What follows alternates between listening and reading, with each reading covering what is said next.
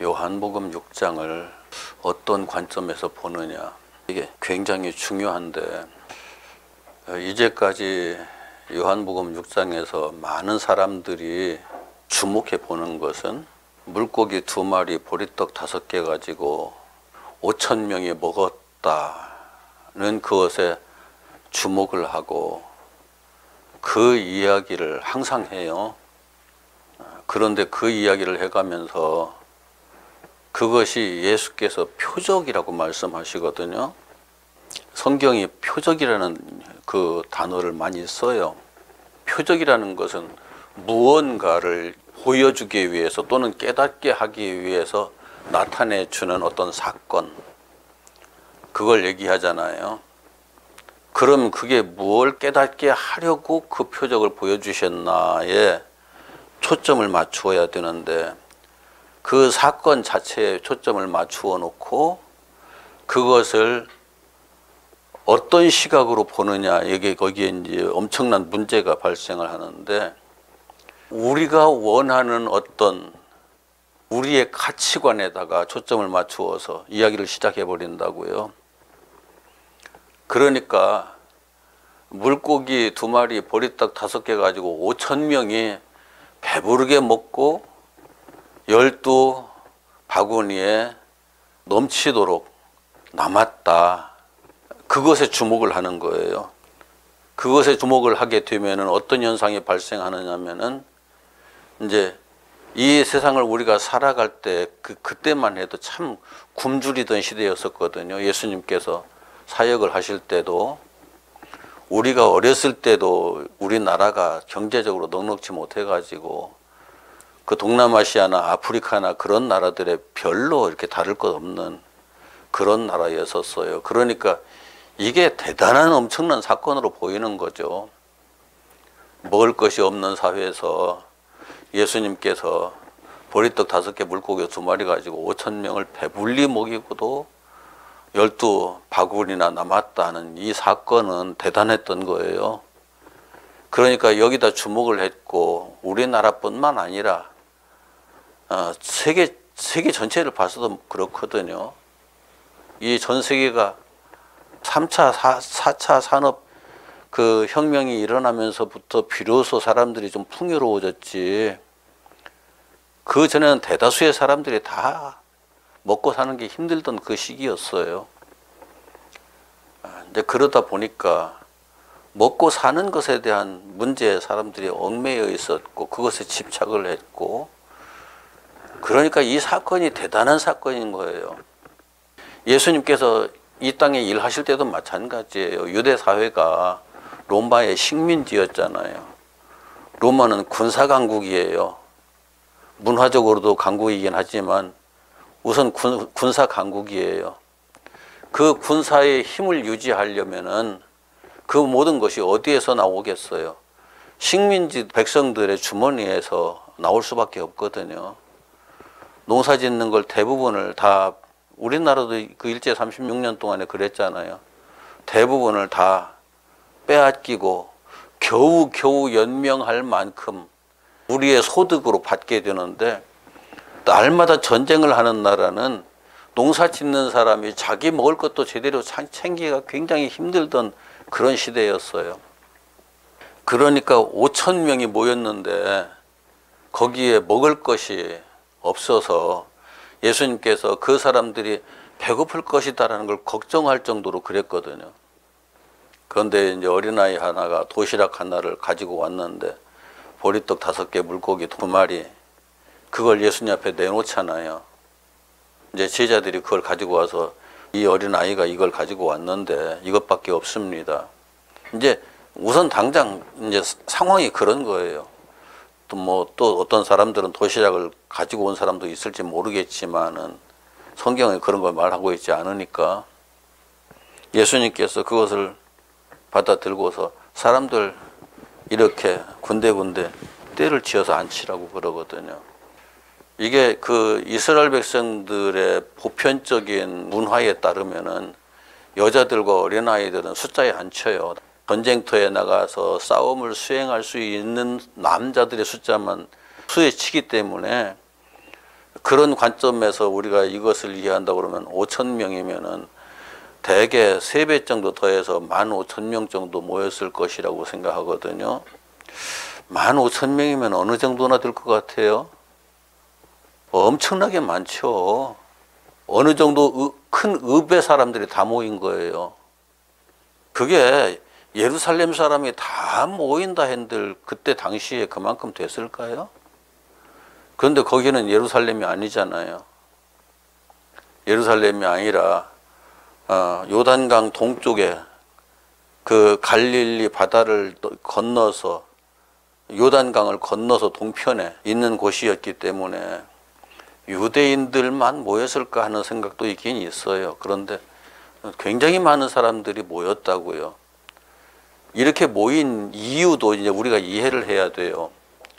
로마의 압제에 너무너무 이렇게 고통을 받고 있는 사람들이기 때문에 자기들에게 메시아와 같은 그런 사람이 꼭 필요했던 거죠.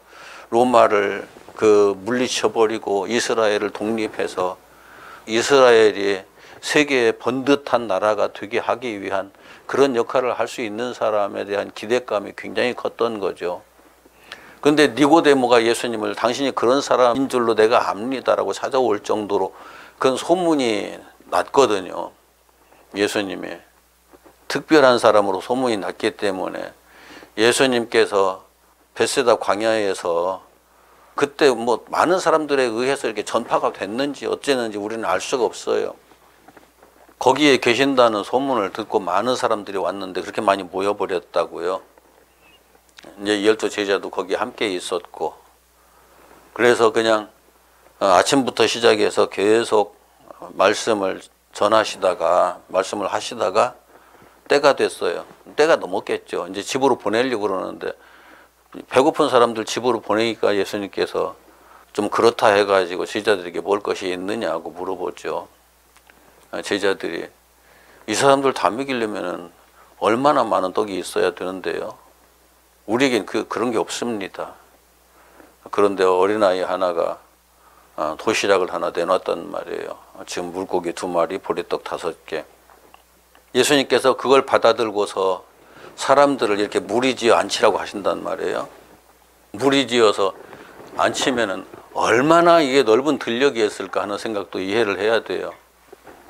옛날에 우리나라 70년대 여의도에 한국의 기독교인들이 상당히 엄청나게 많이 모였죠. 빌리그레함 씨가 와가지고 집회를 할 때 전국에서 모여들었거든요. 한 15,000명이 이렇게 둘레둘레 앉을 정도 되면은 그 엄청난 사람들이 거기 넓은 틀을 다 차지하고 있었겠죠. 거기에서 예수님께서 축사하시고 그 물고기와 떡을 제자들에게 띄어서 나눠주시고 사람들에게 나누어 주라고. 그런데 이제 제자들이 그걸 계속 내 사람들에게 나누어 주고 자기들도 먹어가면서 나누어 줬겠죠. 어떤 사람들은 그래요. 사람들마다 다 도시락 싸왔을 거야. 그래가지고 그냥 실컷 먹고 남은 거 그냥 주워 먹으니까 12바구니 찼을 거야 라고 얘기를 하는데, 그때 당시에 시대적 상황도 이해를 못하니까 그런 말을 하는 거예요. 그런데 예수님께서 먹고 남은 것을 버리지 말라고 말씀하시고 바구니에 다 모으라고 말씀하시거든요. 이것도 중요해요. 그 의미가. 그런데 재미있는 것은 이 사건이 있은 직후에 그 사건을 직접 경험한 사람들이 보이는 모습이 참 재미있죠. 14절, 15절, 14절, 15절 같이 읽습니다. 시작. 그 사람들이 예수께서 행하신 이 표적을 보고 말하되 이는 참으로 세상에 오실 그 선지자라 하더라. 자기를 억지로 붙들어 임금으로 삼으려는 줄 아시고 다시 혼자 산으로 떠나 가시니라. 여기 이 사람들이 지금 그래 맞아 바로 그분이야는 신념에 꽉 차버렸어요. 그 순간에 이 엄청난 기적을 경험을 하고서 이분이 우리가 그렇게 기다렸던 그분이야. 다윗 왕과 같은 그분이야. 이제 그런 거죠. 그래서 다윗이 왕이 되었을 때 이 나라가 전 세계에 가장 명성을 떨치던 나라였었고 온 국민이 가장 행복하게 살던 그 시대였었는데 저분을 그 우리의 왕으로 삼아야 돼라는 생각이 바로 이어진 거죠. 그래서 그때 당시에 유대인들 15,000명이 모여서 이분을 우리의 왕으로 삼아야 되겠다고 하면은 그 파급력이 얼마나 될까요? 엄청난 거예요. 그때 당시로서는. 충분히 그렇게 되고도 남음이 있겠죠. 그런데 이제 로마가 정치를 이렇게 잡고 있었기 때문에 유대인들의 뜻대로는 되지 않았겠지만은 이게 그 물고기 2마리 보리떡 5개 가지고 5,000명을 먹일 수 있는 그 능력이라고 하면은 이게 어마어마한 신비를 행한 거잖아요. 그런 능력이 있는 사람이기 때문에 자기네들이 왕이 될 수 있다고 그렇게 생각을 했거든요. 이게 굉장히 중요해요. 굉장히. 만약에 대한민국에 어떤 사람이 나타나서 이와 비슷한, 아니 이만큼까지는 아니더라도 자기 재산을 풀어가지고 자기가 어마어마하게 돈을 버는 사람이고 그 어마어마하게 돈을 풀어가지고 돈이 없어서 쩔쩔매는 사람들을 다 그냥 자기 생활에 어려움이 없도록 다 풀어서 주는 사람이 있다고 하면은 다음 선거에 그 사람 대통령 안 될까요? 아니, 대통령 출마를 한다면은 어찌 보면은 지금 전 세계적으로 대통령이 선거 제도를 통해서 대통령이 되겠다고 하는 사람들은 거의 비슷한 말을 해요. 나를 대통령 만들어주면은 이 나라가 행복하고 평안하고 그리고 부유하고 잘 살게 해주겠다. 그게 먹힌다고요. 어느 정도 신뢰감이 먼저 바탕에 깔려 있어야죠. 그래서 트럼프가 대통령이 될 수가 있었거든요. 사람들의 생각은 다 그래요. 그 한계성 속에 갇혀 있어요.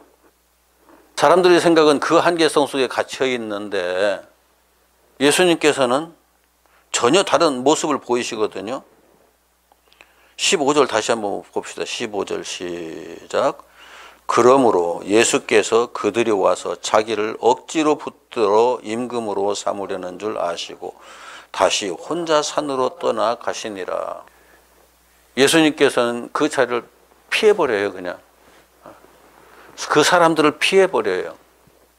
이게 예수님께서 공생애를 시작하시기 직전에 사탄이 이렇게 하면은 네가 이 땅에서 굉장한 사람이 될 거고 내가 너로 하여금 대단한 존재로 만들어 줄 거다 해가면서 사탄이 제안했던 그 사건과 직결되어 있거든요.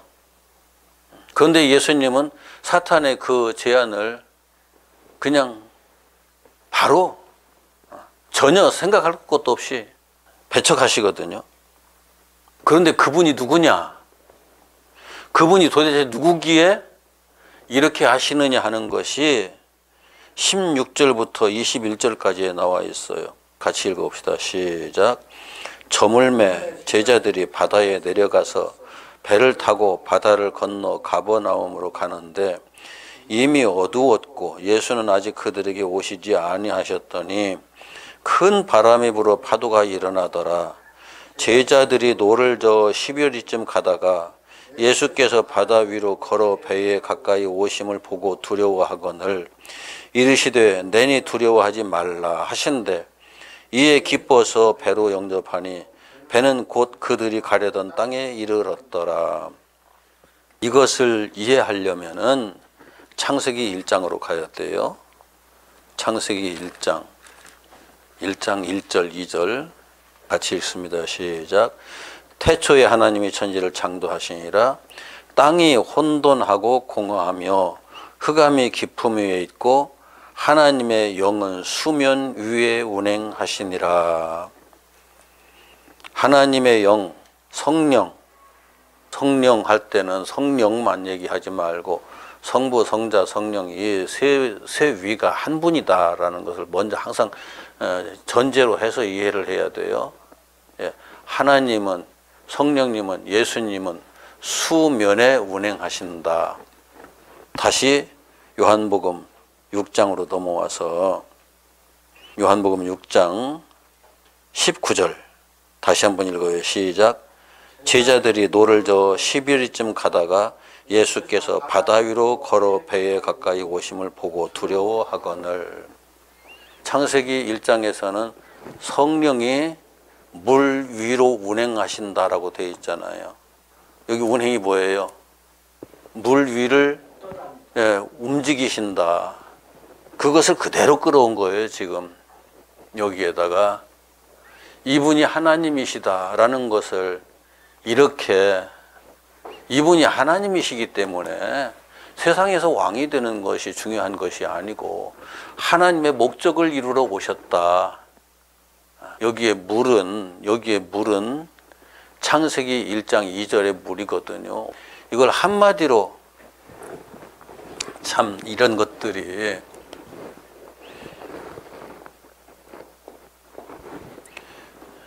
성경의 모든 물이 다 그런 게 아니지만은 이것을 영적 차원에서 접근하면은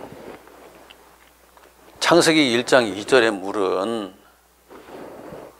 하나님께서 천지를 창조해 놓고 앞으로 이제 계속해서 창조가 진행되잖아요.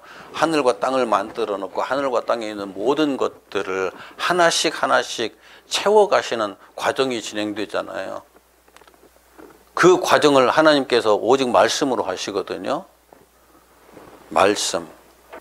말씀을 신약 성경에서는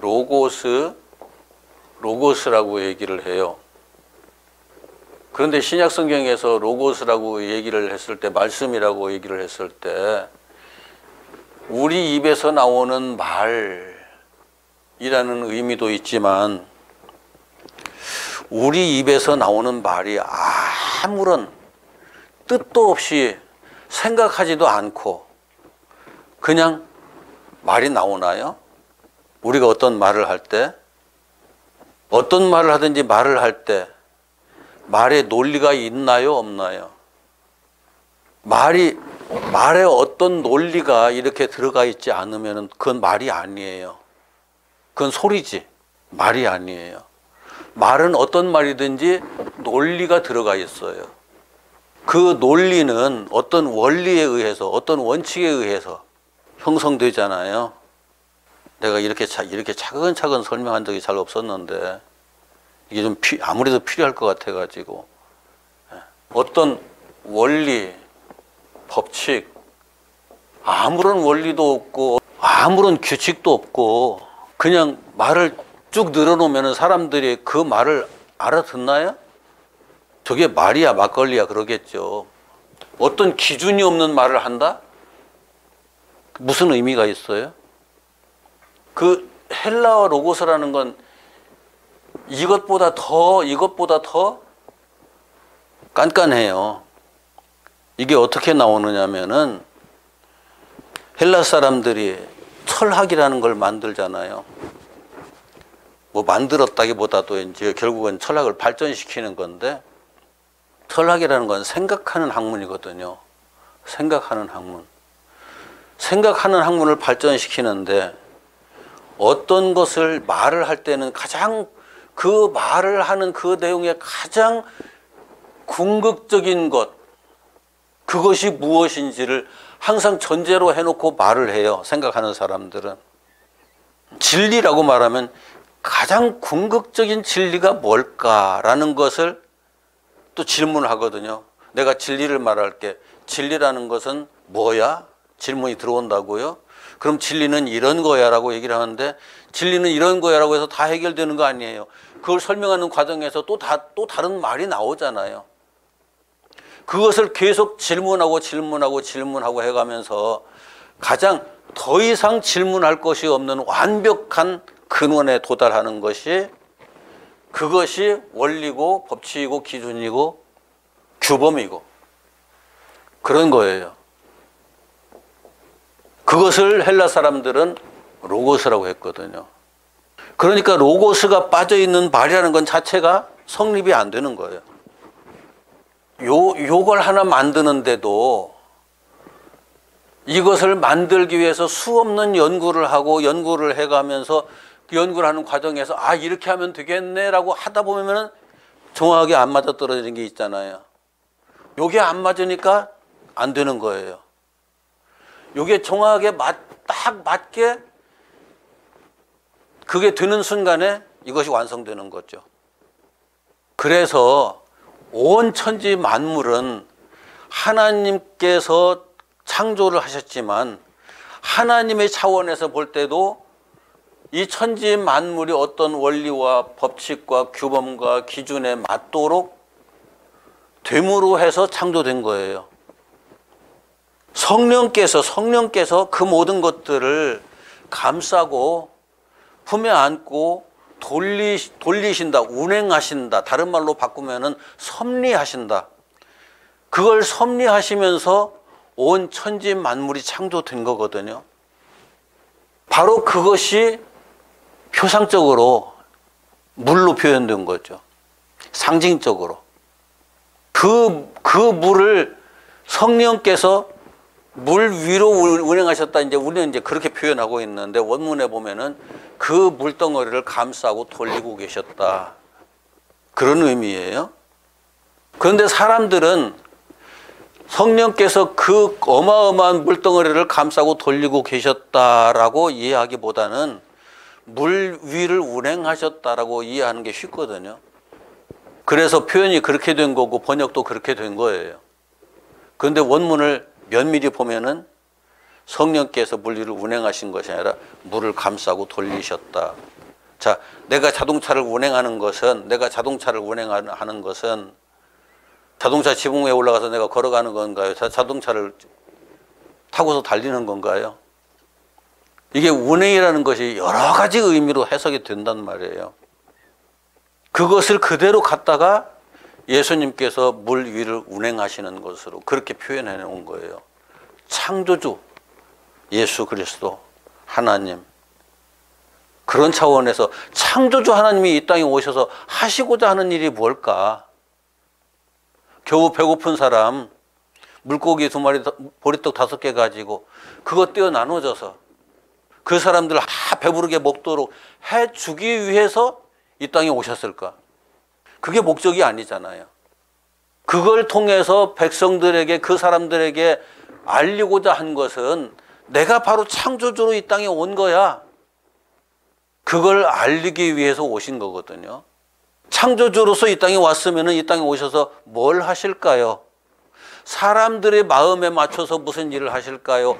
창조주께서 이루시고자 하는 이 일을 지금 하려고 하실까요? 창조주께서 하시고자 하는 일을 하러 오셨단 말이에요. 그런데 사람들은 항상 뭘 보든지 자기 중심적으로 생각해요. 자기를 중심으로 생각해요. 그런데 사람들이 생각하는 자기는 뭐예요? 사람들이 생각하는 나는 뭐예요? 그냥 이 땅에 살아가는 인간일 뿐이에요. 여기에다 모든 초점이 맞춰져 있어요. 하나님의 형상으로서의 본래 존재 그 자체의 의식마저 잃어버렸으니까 태어나서 육체로 태어나서 육체로 살아가는 거기에 모든 초점이 맞추어져 있어요. 그러니까 창조주 하나님마저도 내가 이 땅에 인간으로 살아가는 이 삶을 위한 어떤 존재여야 내게 중요한 거예요. 내가 이 땅에 살아가는데 필요한 어떤 것을 주는 존재, 내 마음에 원하는 어떤 것을 이루어주는 존재가 아니라면은 그게 아무리 신이라고 해도 별 의미가 없는 거죠. 이게 보편적으로 인간들이 가지고 있는, 모든 인생들이 가지고 있는 생각의 한계성이에요. 그런데 하나님은 우리 육체를 창조하기 전에 먼저 하나님의 형상으로서의 영적 존재로 우리를 창조하시고 육체를 창조해서 육체를 소유하고 살 수 있도록 그렇게 하셨단 말이에요. 그런데 아담이 선악을 알게 하는 나무의 열매를 먹어버리고 선악 지식을 아담이 취해버리고 그 결과로 이게 깨져서 하나님의 형상이 죽어버리고 육신만 남아버렸단 말이에요. 이것을 이해를 못하니까 자기 존재의 가치가 육신에 매이는 거죠. 자기 존재의 가치가. 너나 할 것 없이 다 그래요. 다 그래요.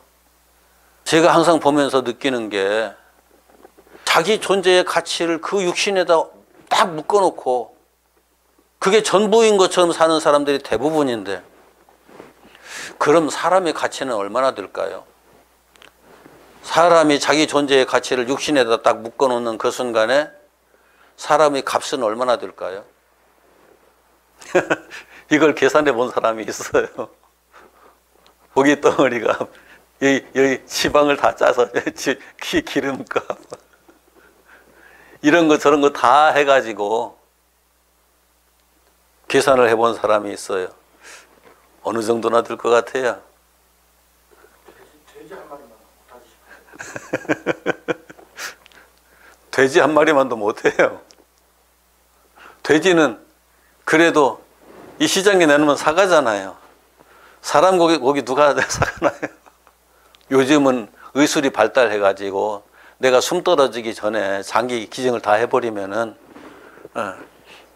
그래서 이게 후진국에서는 장기를 파는 것도 있잖아요. 지금 삶이 너무나 팍팍하니까 내 장기를 이게 2개 가지고 있는 것들 하나씩 팔아버리고 그래가면서 그 삶을 이어가는 사람도 참 이게 안타까운 일인데, 후진국에서는 그런 일도 있다고요. 그런데 그냥 하나의 생물체로서 가치를 매긴다고 하면은 돼지 한 마리, 소 한 마리만 못해요.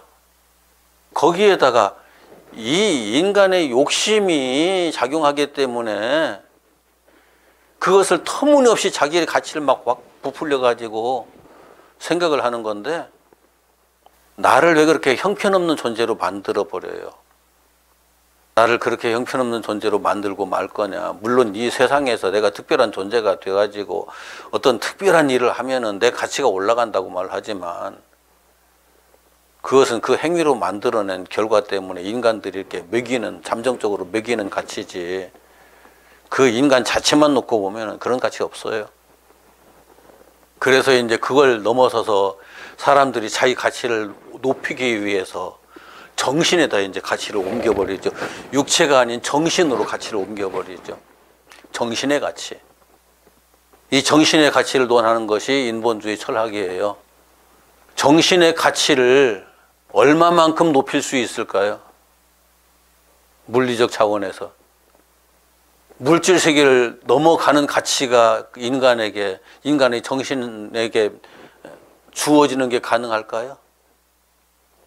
물질 세계의 총합보다 우리가 아무리 정신적인 가치를 얘기한다고 해도 물질 세계의 총합보다 이것은 작아요. 언제든지 작아요. 그럴 수밖에 없어요. 우리는 물질 세계에 속해서 거기에 갇혀서 그것에 지배를 받으면서 사는 존재이기 때문에 정신의 가치를 아무리 올려놓는다 할지라도 물질 세계의 총합의 가치보다 결코 높아질 수가 없어요. 굉장히 중요한 얘기예요. 그런데 하나님의 형상은 이 우주를 창조하신 하나님의 형상이잖아요. 물질 세계의 모든 가치를 뛰어넘어 버리잖아요. 그것 가지고는 가치를 논할 수가 없잖아요. 나는 요한복음을 보면서 그런 한계 속에 갇혀 있는 인생들, 특히 6장에서 왜 많은 사람들이 성경을 읽어가면서 이 창조주께서 하신 일에 자기 인간의 가치를 거기다가 집어넣고 그것에 맞춰가지고 설명을 해가면서 와, 오병이요. 그래서 우리도 물고기 2마리, 보리떡 5개 바치자. 그래가지고 우리 모두가 다 배부르게 살자. 그런 식으로 얘기를 하는지 모르겠어요. 그건 정말 철저하게 유물론적 사상이거든요. 그래서 예수님께서 그날 밤에 가버나움으로 가시잖아요. 가버나움에 예수님의 집이 있거든요. 가버나움으로 가셨는데 다음날 거기에 베세다에서 그 배부르게 어제 먹었던 그걸 기억하는 사람들이 오늘 또 그 예수님 만나서 참 굶주리던 시대였으니까 예수님 만나서 배부르게 먹겠다 싶어가지고 와르르 그냥 거기에 다 모여도 다시 온 거예요. 그 숫자가 다 오진 않았겠지만은 예수님의 이제 집을 찾아온 거죠. 예수님께서 그 사람들이 이제 자기 집 앞에서 할 수 없으니까 회당으로 다 끌고 가셨죠. 회당에 뜰에서 하셨는지 회당 안에서 하셨는지 모르겠지만 아마 회당 안으로 들어갈 수 있는 그런 큰 건물은 없었을 거예요. 이제 회당 마당 사람들이 모여가지고 예수님께서 말씀을 하셨죠. 내가 너희들에게 어제 먹인 것은 떡이 아니고 물고기가 아니고 내 몸이었어. 나였어. 나를 너희들에게 나누어 준 거야. 나를 먹는 사람들은 살 것이고 나를 먹지 못하는 사람은 살지 못해. 이게 무슨 말이에요? 예수님이 말씀이 육신이 되어 오신 분이 예수님이잖아요. 이 말씀이 이거잖아요. 이것은 사람의 원리와 원칙과 규범과 기준이 아니라 하나님의 원리와 원칙과 법과 기준이고 규범이에요. 이것을 가져야만, 이것을 소유해야만. 사람이 가지는 것은 항상 상대적이에요. 상대적이라는 것은 언제든지 경우에 따라서 가치가 바뀌어요. 경우에 따라서. 쉽게 말하면은 여기 프로젝트가 이게 32만 원짜리인가 그렇거든요. 옛날에는 이 정도 성능의 프로젝트를 살려고 그러면 100만 원이 훌쩍 넘었어요. 그보다 더 옛날에는 엄청나게 비쌌고요. 그런데 요건 지금 풀 HD예요. 풀 HD. 4HD. 풀 HD가 아니라 HD의 4배 정도 되는 어마어마한 그 아주 화면 하나하나가 굉장히 섬세하게 나가도록 이렇게 만들어진 것이 요즘 100만 원 정도 나와요. 옛날에는 상상도 못했어요. 이게 그 성능에 따라서 상황에 따라서 가격이 확 바뀌잖아요. 옛날에 이거 살려면 100만 원이 훨씬 넘었다니까요. 요즘은 30만 원대로 떨어져 버렸어요. 왜요? 성능이 워낙 좋은 것들이 많이 나오니까. 이 정도 성능의 것은 아니 요즘 우리 저 가정들에 옛날에 브라운관 TV를 갖다 놓고 보는 사람 있어요? 브라운관 알아요? 브라운관 시대잖아요. 이만큼 앞뒤로도 크고 이만큼 크고. 요즘 그런 거 쓰는 사람 없죠? 예. 가치가 그것이 옛날에는 그게 굉장히 비쌌거든요. 그런데 그게 이제 상대적인 가치인 것이기 때문에 지금 갖다 놓으면 어느 누구도 쳐다보지도 않아요. 상대적 가치란 그런 거예요. 옛날에 집 하나 그럴듯하게 재놓고 나서는 그냥 막 떵떵거리고 살던 사람들이 요즘 그 집 보면은 참 초라해요. 아니 불편해요. 또 불편하기도 해요. 요즘 지은 집들은 굉장히 이렇게 사람이 살기 편리하도록 만들어져 있잖아요. 구조가 자체가. 옛날에는 구조 자체의 편리성보다 집이 중요했어요. 잠자고 먹고 하는 집이 중요했기 때문에 집을 중심으로 만들었는데 이제는 사람을 중심으로 집을 만들거든요. 이게 모든 것이 상대적이에요. 그러니까 가치가 일정하지 않아요. 그리고 일정하지 않을 뿐만 아니라 절대적인 가치 앞에 딱 세워버리면은 아무런 의미도 없어져 버려요. 이게 상대적이에요.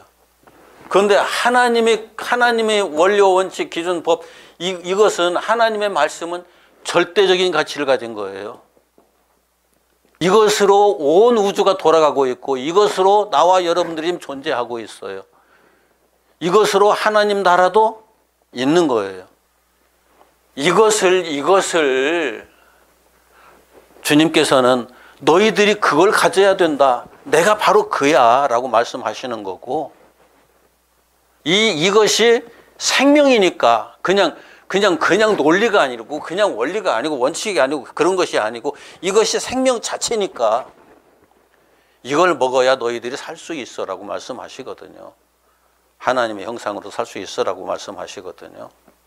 그런데 이스라엘 백성들은 그 이해를 못해요.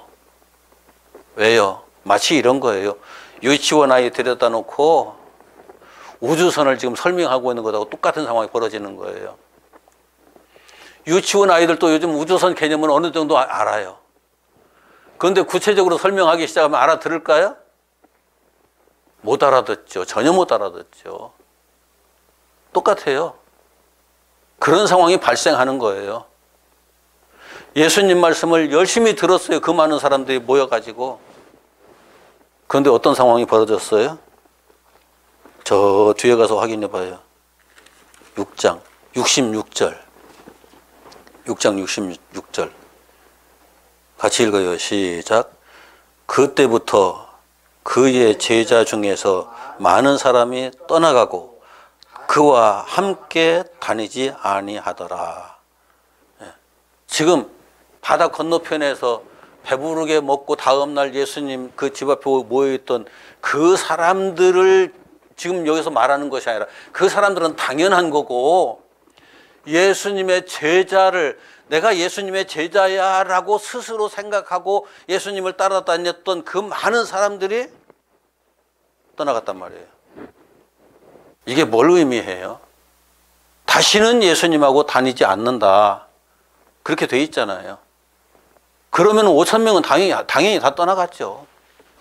저는 이걸 보면서 과거 이스라엘이 하나님 앞에서 허수라고 하는 게 허수아비 얘기 아니고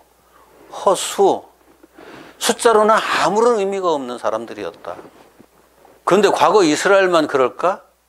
지금도 이 사람들과 똑같은 사고방식을 가지고 예수 이름을 부르고 하나님 이름을 부르고 기독교 신앙생활을 한다고 하는 사람들도 똑같은 거예요.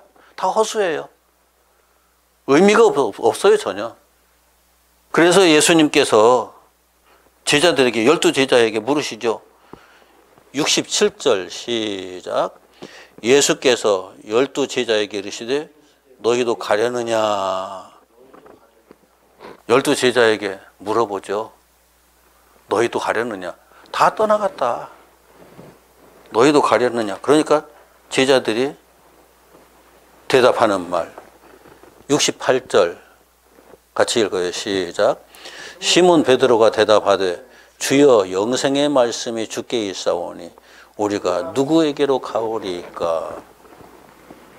이게 시몬 베드로가 정확하게 이해를 하고 있는지는 모르겠는데 영생의 말씀 이거거든요. 하나님의 절대적인 생명 그게 당신에게 있는데 우리가 누구에게로 가겠습니까?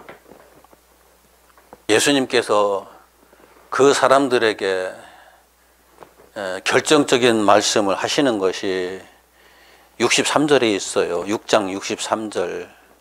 6장 63절 같이 읽읍시다. 시작.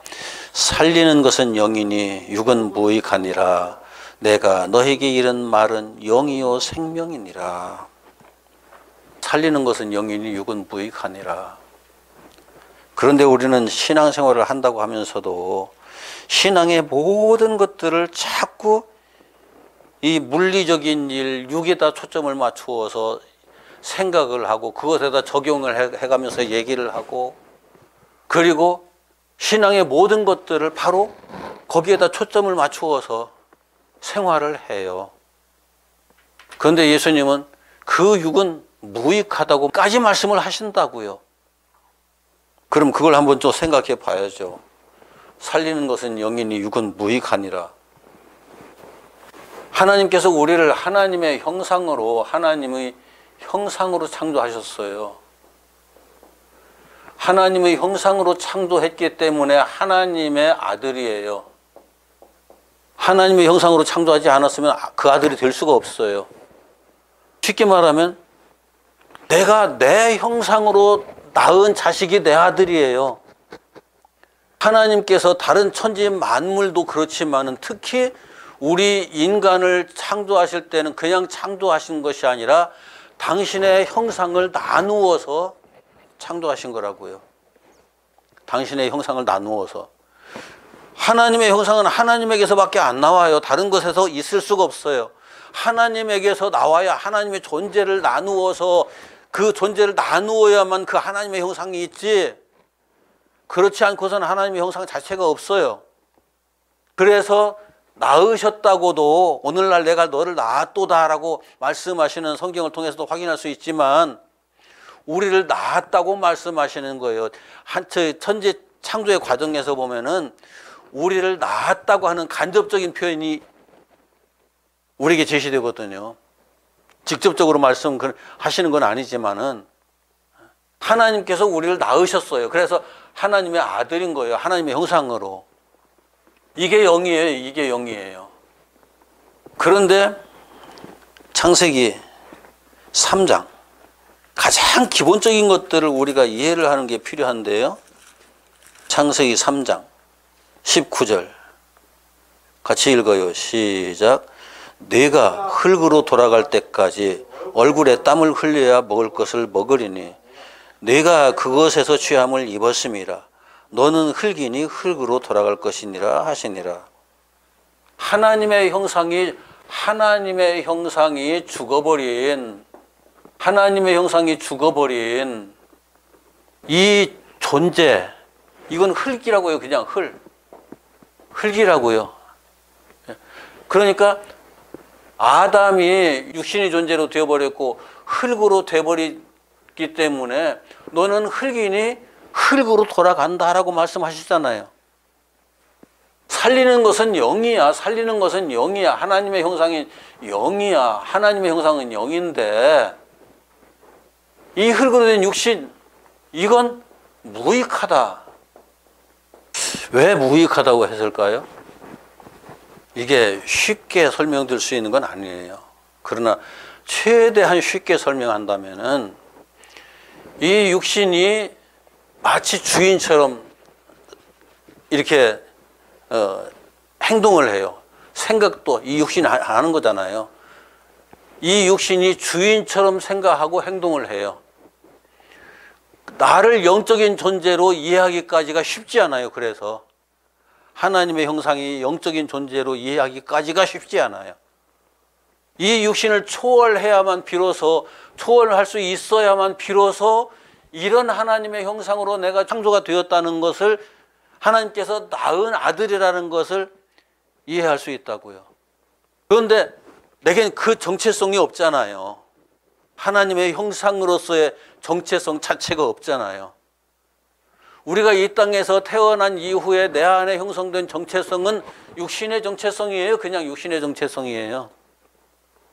이것에서 벗어나지 못하게 시스템이 내 안에서 이렇게 딱 형성되어 있어가지고 하나님의 형상으로서의 나를 보지 못하게 하는 하나의 거침돌로, 허들로 작용을 하거든요. 그래서 그렇게 표현하신 거예요. 나를 이 육신에 꽁꽁 묶어두는 그런 역할을 하거든요. 그런데 또 한 가지 우리가 기억해야 될 게 있어요. 아담에게서 하나님의 형상이 죽었는데 죽은 그 순간에 육신도 그냥 즉시 죽어버리고, 그래서 다시 하나님의 형상으로 다시 회복할 수 있는 기회마저 사라져버리면은 우리가 천국에 간다는 게 불가능해지잖아요. 하나님의 아들로 다시 원상 복귀한다는 게 불가능해지잖아요.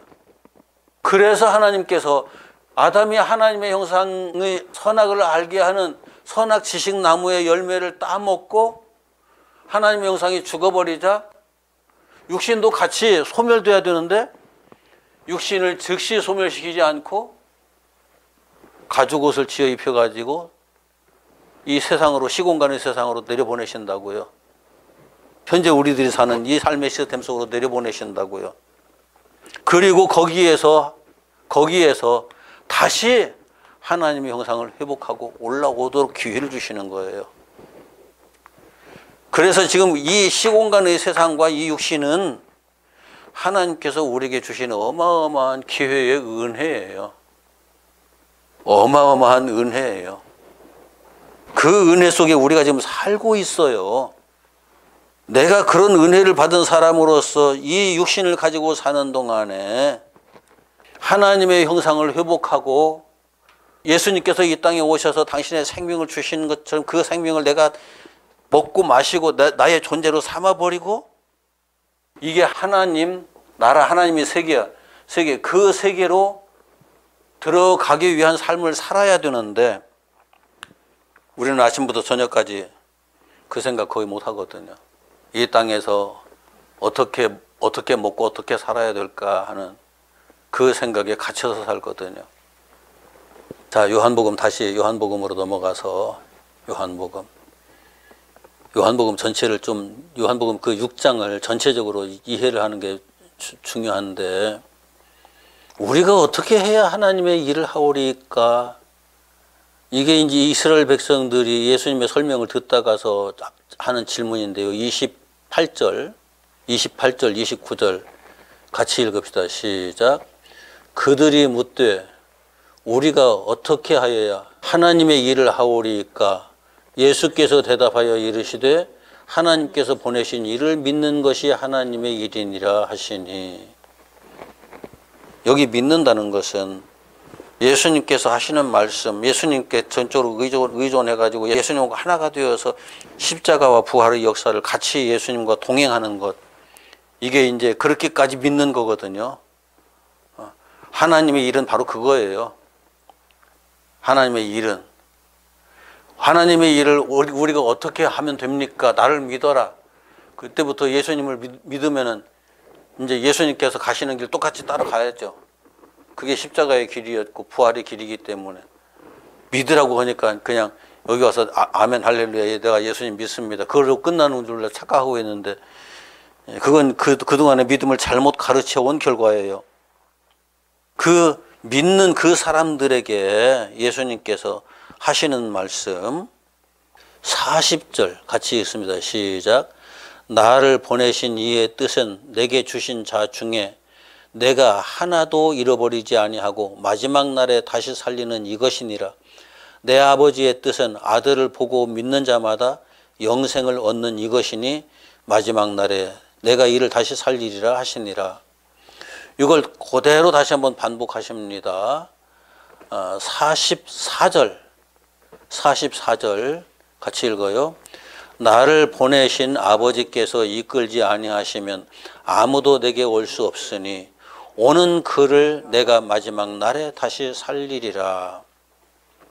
여기 마지막 날에라고 하는 그 말은 이 원문을 들여다보면은 이게 낮의 마지막 때 하루 아침부터 시작해서 저녁 때까지 하루의 일과의 그 마지막 순간에 마지막 때 내가 너를 다시 살리리라. 이제 그런 의미예요.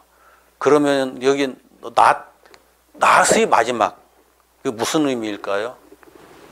어둠이 아니에요. 낮이에요. 하나님은 낮에 일하신다고 이제 말씀하시는데 그 낮이라는 것은 하나님의 일이 진행되는 아침부터 시작해서 저녁 때까지 그 쭉 진행되는 그 과정에서 하나님의 일이 끝나는 그때 그 마지막에 내가 너를 일으키리라. 일이 다 끝났으면 잠자야죠. 그런데 예수님께서 여기는 살리리라고 되어 있는데 원문에 보면 일으키리라예요. 그러니까 하나님의 형상을 다시 회복하고 그 형상의 존재로서 딱 소개해드리라 그 얘기거든요. 참 번역이 참 이런 것들이 아쉬움이 많아요. 말씀을 정리하죠. 우리가 이 땅에 육신으로 사는 동안에 하나님께서 하나님의 빛의 역사를 시작하시고 빛의 역사를 시작하시는 그 과정에서 예수님이 우리와 함께 계시는 동안에 낮이고 그 예수님께 함께 계시는 그 낮 동안에 그 역사를 예수님과 동행하는 모든 것들이 다 마감되고 완전히 그것이 다 끝나는 그때에 우리는 다시 하나님의 형상으로 세움받는 그런 사람들이 된다. 그 말씀을 그렇게 이끌어 가기 위해서 오병이어 가지고 시작을 하는 거죠. 그런데 이렇게까지 설명을 해줘도 제자들이 다 떠나버리고 적은 숫자만 아니 5,000명이에요. 5,000명이 예수님을 따라다녔는데 이 말씀을 하시고 난 후에 예수님이 우리 선생님이야 라고 따라다니던 사람들이 다 떠나버렸어요. 우리는 그런 신앙생활을 하지 말아야 되는데 내 가치관이 그만큼 되지 못하면 우리는 똑같이 그런 신앙생활을 하게 되거든요. 우리의 신앙생활을 다시 한번 깊이 돌아볼 수 있는 그런 시간 되었으면 좋겠습니다. 기도합시다.